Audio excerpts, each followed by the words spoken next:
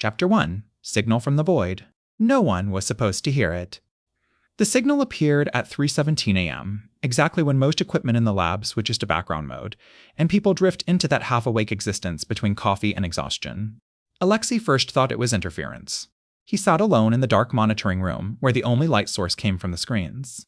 Greenish spectral bands moved lazily across the displays, as if nothing in this world could ever change. But then one of the lines jerked sharply. What the? He leaned closer. The signal repeated. Short, jagged, unlike any radio transmission or ordinary noise. Alexei quickly adjusted the frequencies, boosted the channel, and started recording. Silence.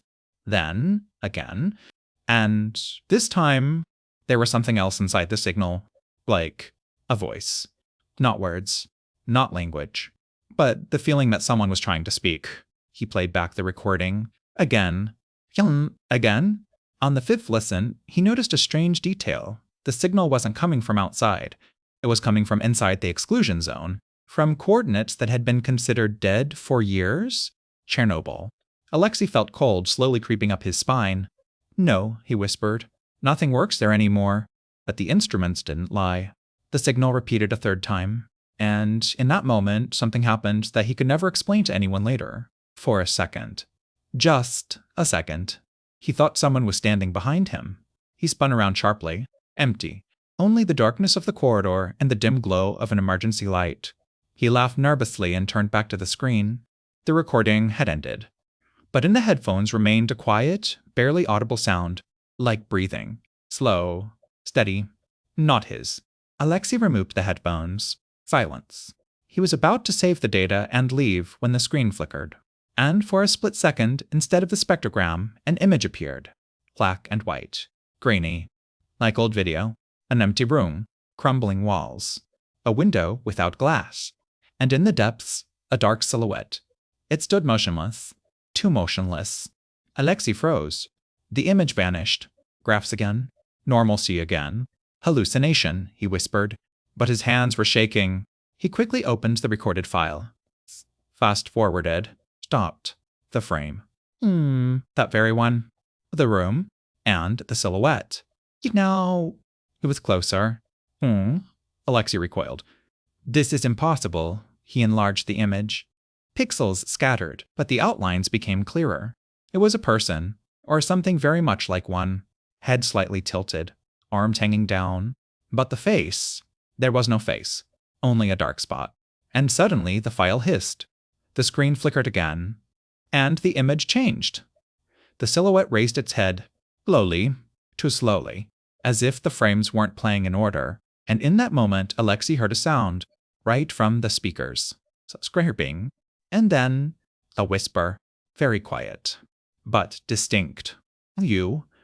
Here, he backed away from the desk. His heart was pounding so hard it seemed the entire lab would hear it. The file stopped on its own. The screen went dark for a second, and then returned to normal. No video. No signal. As if nothing had happened. Alexei sat motionless. 1 minute. 2. 5. Then slowly reached for the headphones. He didn't want to. But something inside forced him to play the recording again. Silence. Then the signal, and this time he heard more. Not words, but almost language, as if someone was learning to speak, and repeating the same thing. Again, and again, and again. Alexei removed the headphones, and suddenly realized one thing. The most terrifying thing. The signal wasn't just coming from Chernobyl. It was getting stronger. Chapter 2. The city that watches they left at dawn. The sky was muddy gray, as if the sun couldn't bring itself to rise over this place. The road stretched like an empty ribbon, surrounded by forest that seemed too quiet. Waiting. Alexei sat in the back seat of the SUV, listening to the recording again. For the 10th time. The 20th. Each time he hoped he'd hear something new. And each time he regretted it. The signal was changing. It wasn't just repeating. It was learning. You've been playing that for 3 hours now, Igor said, not taking his eyes off the road. There's nothing there. There is, Alexei replied quietly. Lena turned around in the front seat. It's just noise. You said it yourself. Strange frequencies happen. Alexei shook his head. Noise doesn't become More meaningful, silence hung in the car. No one wanted to pursue that topic. No one wanted to admit they weren't going there out of scientific interest. They were going because something had called them. The checkpoint appeared suddenly. A rusty gate, a crooked booth, a radiation warning sign faded to almost white. The guard checked their documents silently. Too silently. He stared at Alexei for a long time. Then said, "If you hear, don't answer." "What?" Igor frowned. The guard shook his head. "Nothing," and raised the gate. When they entered the zone, everything changed. Not immediately. Gradually, as if the world began shifting half a tone lower. Colors became duller. Sounds more muffled. Even the air seemed heavier. Lena was the first to break the silence. "I have a strange feeling." "What kind?" Igor asked. He hesitated. "Like, we're being watched." Alexei nodded slowly. Yes, he'd felt it since they'd entered. Not with eyes. Something deeper. Pripyat greeted them with silence. The city stood like a photograph, frozen, abandoned. And yet, not empty. Houses with broken windows watched them with dark openings. Balconies sagged like broken teeth. The Ferris wheel was visible in the distance, motionless, like a symbol that time had stopped here. But that wasn't quite right. Because time behaved strangely here. "We'll stop here," Igor said, parking the car by a half-ruined building. They got out, and immediately it became clear. Sound behaved differently here. Footsteps sounded too loud, too distinct, as if the city was listening. Alexei turned on the device. It came alive immediately. "There's a signal," he said. "Already?" Lena was surprised. "It's stronger than before." Igor frowned. "How much stronger?" Alexei looked at the screen, and his face changed. "It's not just stronger." He fell silent. "What?" Igor asked sharply. Alexei slowly raised his eyes. It's responding." At that moment, something thudded dully in one of the buildings. All three turned around. "Wind," Igor said quickly. But there was no wind. None at all. The leaves on the trees weren't moving. The air stood still, like in a closed room. "Let's finish quickly and leave," Lena said. Her voice was trembling. Alexei nodded, but didn't move. He was staring at the device. The signal had changed. It had become clearer, more structured. And suddenly, a sound came from the speaker. That same one, beeping, and then whispering. All three froze. "Did you turn that on?" Lena whispered. Alexei shook his head. "No." The whisper grew louder. And in it you could already distinguish, almost words. "Do you hear?" Igor abruptly switched off the device. Silence struck their ears. "That's it," he said. "Enough. We're going back." But Alexei didn't move. He was staring at the building across from them. "What's wrong with you?" Igor asked. Alexei slowly raised his hand. There, in the second-floor window stood a figure, motionless, black, too black. "As if light didn't touch it," Lena cried out softly. "There shouldn't be anyone there." The figure didn't move. But the feeling was as if it was watching, directly at them, and suddenly it disappeared. Didn't leave. Didn't step back. Just vanished, as if it had never been there. "Let's go," Igor said sharply. But at that moment, Alexei looked at the device again, and his face went pale. "It turned back on." "What?" "I didn't touch it." Sound came from the speaker again. But now, it was different. Clearer, more confident, and words rang out in it. Real ones. "We see." Lena covered her mouth with her hand. No. Igor yanked the battery out of the device. The sound cut off. But, not completely. Because, the whisper continued. Not from the device. Behind them. Very close. "Do you hear?" Alexei slowly turned around. No one. But the sense of presence became unbearable. As if someone was standing right behind his back. Breathing. Watching. Waiting. "Get in the car," Igor shouted. They rushed back. The doors slammed almost simultaneously. Igor started the engine. The car lurched forward. No one spoke. No one looked back. And except Alexei.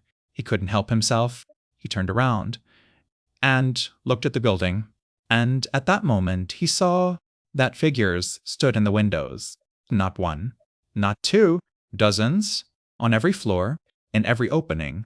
And they were all watching When they drove out of the city, the pressure disappeared, as if something had let go, but not completely, because Alexei was still holding the device, switched off, without a battery. And yet, he felt a faint vibration, as if inside it, something remained. That night, none of them slept. But Alexei understood the main thing, the most terrifying thing. The signal wasn't just in the zone, and it wasn't just calling them. Wait, it had noticed them. Chapter 3. Whispers Under the Skin Night. In the zone wasn't dark. It was thick, as if darkness had weight. It pressed down, filled the space, penetrated into your head. They stopped at an old administrative building on the outskirts of Pripyat. Igor insisted, driving back in the dark is worse. We'll spend the night. Leave in the morning. No one argued, but no one wanted to stay either. The room where they settled had once been an office. Desks, overturned chairs, a cabinet with smashed doors. A calendar hung on the wall. But 1986. April. It had stopped on the 26th. Lena settled in the corner, wrapped in her jacket. Igor checked the equipment. Alexei sat by the window and looked at the city. More precisely, into the darkness where the city should have been, because now it was barely visible. You listening again? Lena asked quietly. Alexei nodded. Without the battery? He slowly lifted the device.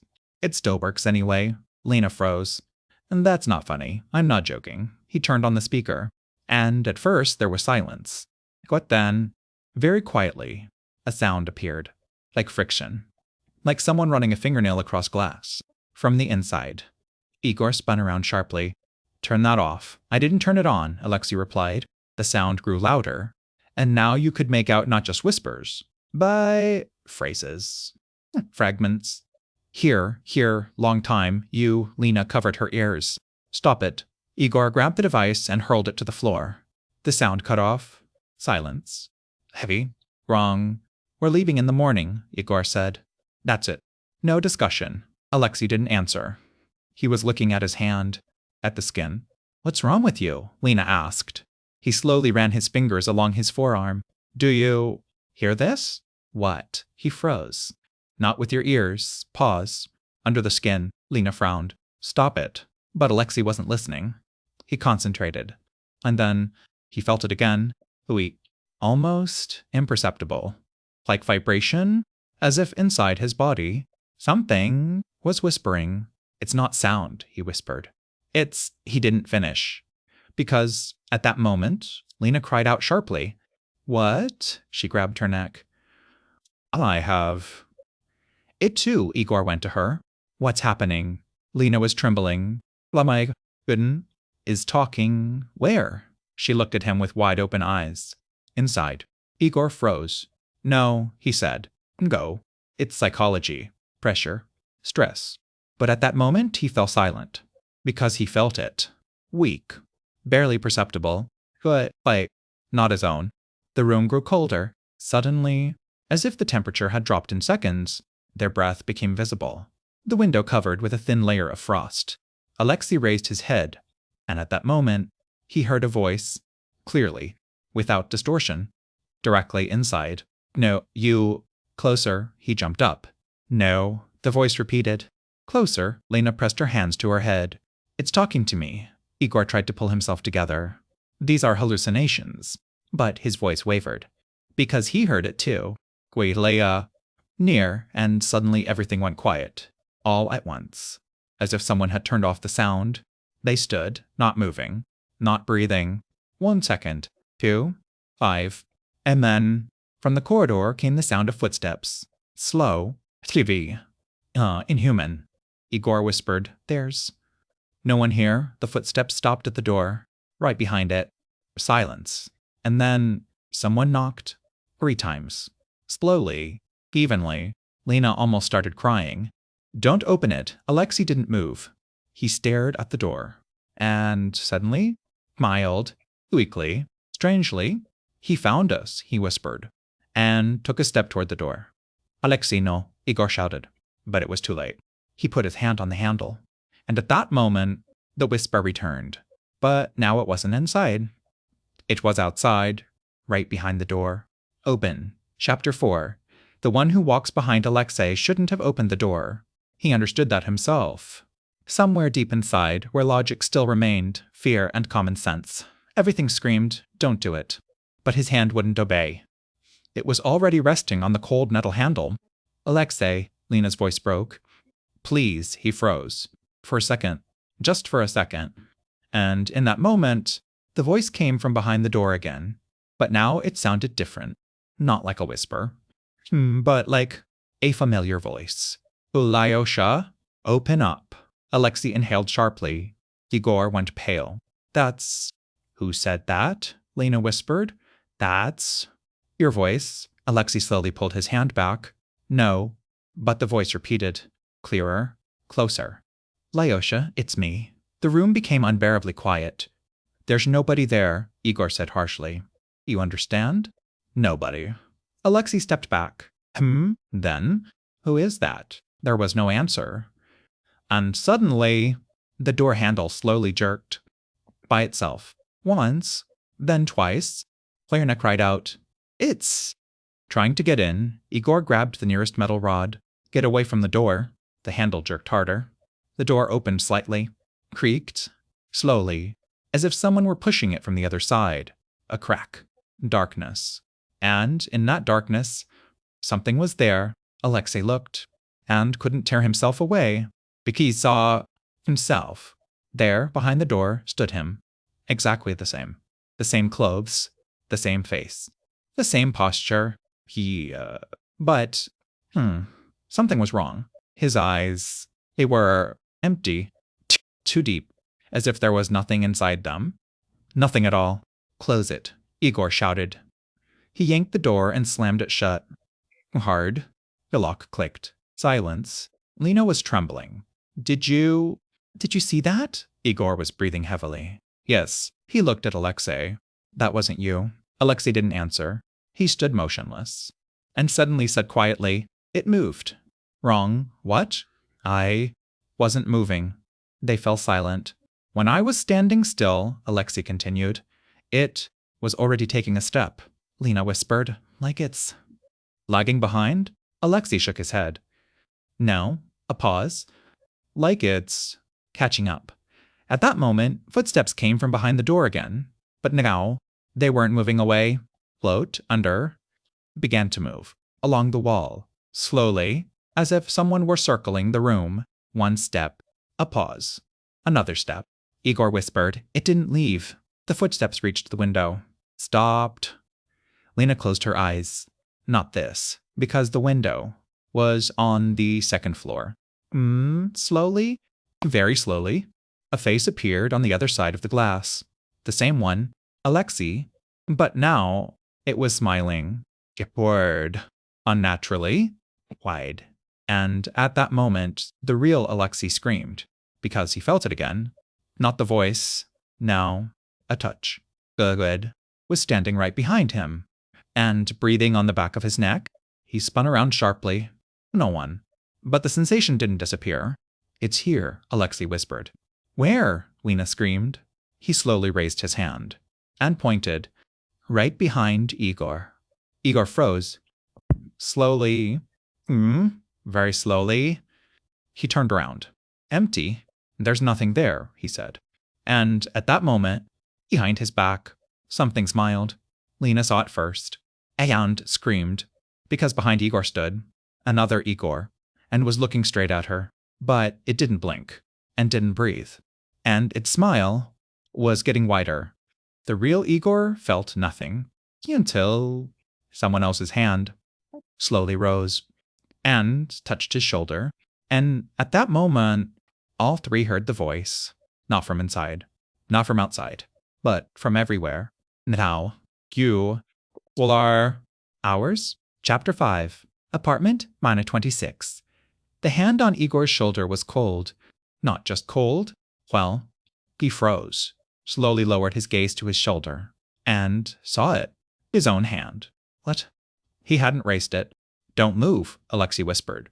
His voice was foreign, broken. Igor wasn't breathing. He could feel the fingers. They lay on his shoulder too precisely, too perfectly, as if they knew exactly where to rest. "That's not me," he breathed out. Lena was crying. Quietly. almost soundlessly. There are more of them, and in that moment, everything vanished. Abruptly. The cold, the shadows, the doubles, as if someone had switched them off. Silence. They stood in the same room, alone. Igor roughly tore the jacket off his shoulder. There's no one there. There were no marks on his skin, but the sensation remained. Deep, under the skin, Alexei was breathing heavily. This isn't ending. And suddenly, the device on the floor turned on again, by itself. The screen lit up, static began, and an image appeared on it. The same room. But not now, because on the screen, they were standing differently. Lena by the window, Igor by the door, Alexei in the middle. Is this a recording? She whispered. But at that moment, screen jerked, and the figures on it turned their heads simultaneously and looked straight at them. Lena screamed. Turn it off. Alexei didn't move. He was watching, because he noticed a detail, the most terrifying one. On the screen, it had faces, and in the room, he wasn't sure.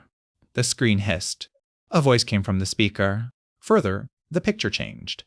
Now it was a hallway, long, dark, and at the end, a door.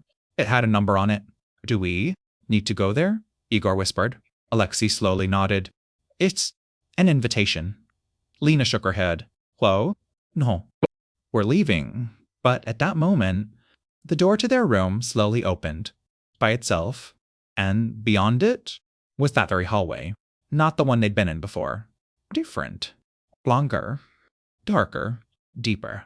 And at the end, a door with the number 26. This is impossible, Igor whispered. But Alexei had already taken a step forward. He wants us to come. What if we don't go? Lena screamed. Pause. And then the voice answered, right inside her head. You're already going. And she understood.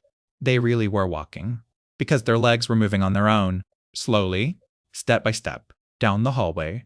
Each step echoed, too loudly, too emptily. The walls seemed alive, as if they were breathing, and door 26 was getting closer. And the closer they approached, the stronger the whispers became. Now they weren't just voices. They were people, hundreds of voices.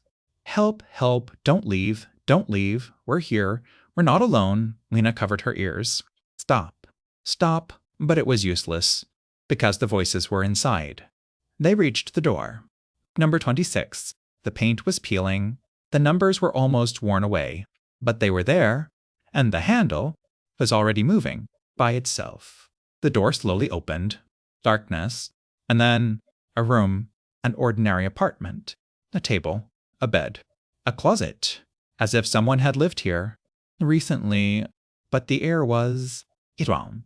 It was heavy, thick, as if there were too many people in it. Alexei took a step inside and froze because there were photographs hanging on the wall, many, very many, and in each one were people, different ones, were men, women, children, but they all had one thing in common. Their faces. They were identical. Alexei's face.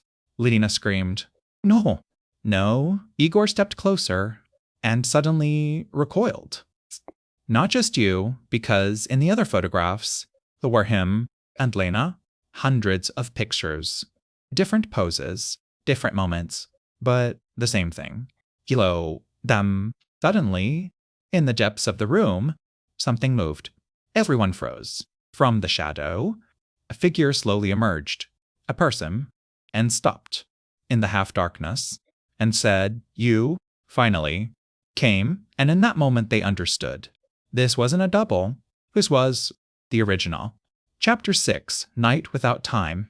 It stood in the depths of the room, oceanless, too sharp, too perfect. Lena whispered first, That's not human. The figure took a step forward, slowly, as if it had to learn how to move, and then the face became visible. Not one. It was changing. For a split second, Alexei, then Igor, then Lena. Quote, and again, and again, as if someone was flipping through their faces. You've traveled far, it said. The voice was all voices at once. Merged. Impossible. Alexei took a step back. What are you? The creature tilted its head, too sharply, at the wrong angle. Are you? The room trembled. Not figuratively, actually, the walls shifted by a millimeter. But it was enough. Lena clutched her head. No, again, and at that moment, everything went dark. Darkness, absolute. No sound, no movement. Only sensation. Alexei opened his eyes. He stood in the same room. Good, alone. Lena, Igor, silence. He took a step. The floor creaked. Too loudly. The room looked different. Older, dirtier, as if many years had passed. The photographs were still on the walls, but now they were different. Only one person was in them, Alexei, everywhere. But in each photograph he looked worse. At first, normal, then tired, then haggard, and in the last one, he stood in the same room and looked straight into the camera with that same empty stare. No, Alexei whispered, and then he heard a voice behind him. You've been here before. He turned around and saw himself, but not the one from the hallway. Another, older, worse, broken. You didn't leave, the double said. Alexei stepped back. This isn't real, the double smiled. Weakly, wearily. You thought so too. The room trembled again, and everything changed. Now he stood in the hallway, alone, but not quite. Because footsteps echoed behind him. One step, pause. Another step. He stopped. The footsteps stopped too. He took a step, and the footsteps repeated. Exactly. But with a delay, Alexei slowly turned his head. No one, but the feeling was there. Someone walked behind him. Always. One step behind. He ran. The hallway stretched out, became longer. Impossible. Doors flashed by on the sides, all with the number 26. Dozens? Hundreds. He stopped, gasping, and then he realized. The footsteps didn't stop immediately. They took one more step, and only then froze, right behind him. He didn't turn around, couldn't, because he already knew. If he looked, it would become him. Meanwhile, Lena opened her eyes. She was in a room, but not the same one. Smaller, darker. People sat on the floor. Hoarse. They looked at her, and all looked like her. Different, but the same.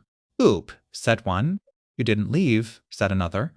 You'll stay, whispered a third. Lena screamed. Igor wasn't alone either. He stood on the street. In Pripyat. But the city was alive. Windows glowed. People walked. And all stopped and looked at him with identical faces. His face. Welcome back, they said. And at that moment, all three heard the same thing simultaneously. A voice. Calm. Almost kind.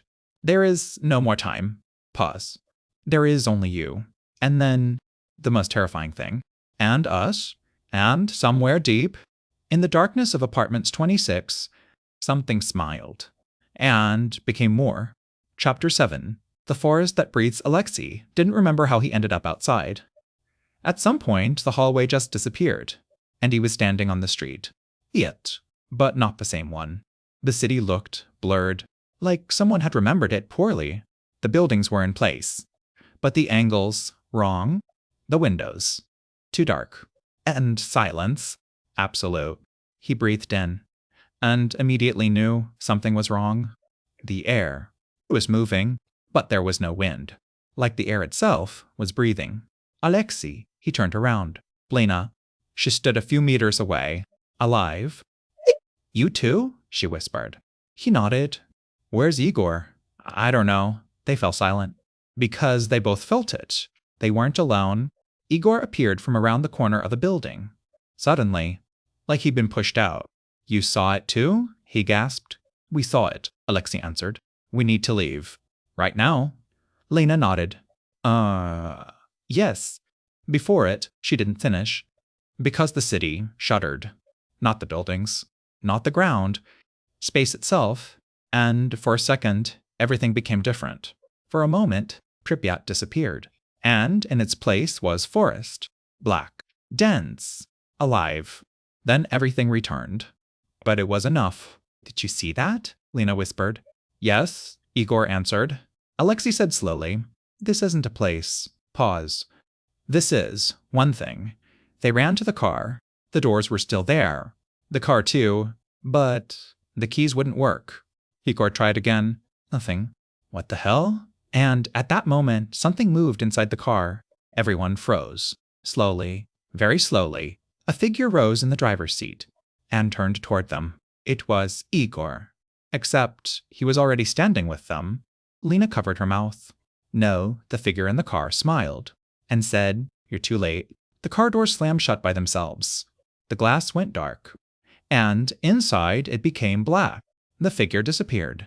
Run, Alexei shouted. They bolted away. Anywhere. As long as it was far. And then the city began to change. Houses dissolved. Asphalt disappeared.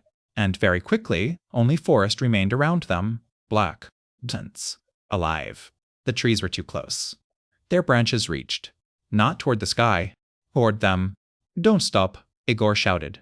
But it was too late. Because Lena had stopped. Do you hear? They froze.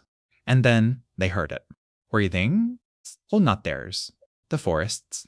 Deep. Slow. Inhale. And with it, the trees leaned slightly forward. Exhale. And they moved back. It's alive, Lena whispered. Alexei shook his head. No, pause. We're inside it. And then the forest breathed deeper, stronger. And with that, all three felt their bodies, for a split second, shift, like they'd been rearranged. Igor spun around sharply. Where were you standing? Alexei froze. Here, no. You were over there. Lena trembled. It's moving us. And suddenly, between the trees, silhouettes appeared. First, one. Then another. Then dozens. Stood. And watched. And all of them had faces. Their faces. Don't look, Alexei shouted. But it was too late. Because one of the figures took a step and came closer. It was Lena. But different. You stayed, it said. The real Lena stepped back. No, you will stay, the figure repeated. And then the forest exhaled. Hard. And all the figures took a step forward, simultaneously. And at that moment, Alexei understood. The most terrifying thing. These weren't copies. These were all the versions of them who couldn't leave, and now they were coming for them. Chapter 8. The station they ran, without looking where they were going, without thinking, because behind them, the forest was coming, not making noise, not breaking branches, just moving, and with each step, it grew closer. The figures between the trees kept pace. They weren't running, but they were catching up, always. This way, Igor shouted. A road appeared ahead, so old, broken, and beyond it, a silhouette. Massive. The station. Chernobyl nuclear power plant. It stood as it should have, but not quite. The towers seemed taller, the shadows deeper, and light. Light burned in the windows. There shouldn't be electricity, Lena whispered. We need to get inside, Alexei said. Are you insane? He looked at her. It's the source. Pause. Or the way out. They crossed the road, and at that moment, the forest stopped right at the boundary, as if it couldn't go any further. But the figures remained. They stood among the trees and watched and didn't leave. It's not following us, Lena whispered. Alexei shook his head. No. Pause. It's waiting. The entrance to the station was open, doors thrown wide, too welcoming. They went inside, and immediately it became clear this place was worse. Here there was no forest, no figures, but, well, here there was something else. Sound. Very quiet. A hum, as if something enormous was working. Deep. Below them. The reactor, Igor whispered. Yeah, Alexei nodded. But it can't be running. Nothing can anymore, Lena said quietly. They walked through the corridors. The station was a labyrinth. But Alexei knew the way. Have you been here? Igor asked. He shook his head. No. Pause. But I remember. They emerged into a huge hall. The center. The heart. And there was it. Not the reactor. No, a hole. In the floor. Black. Without light. Without bottom. Tenev was breathing. Slowly. Like a living thing. And, with each breath, the air around it distorted.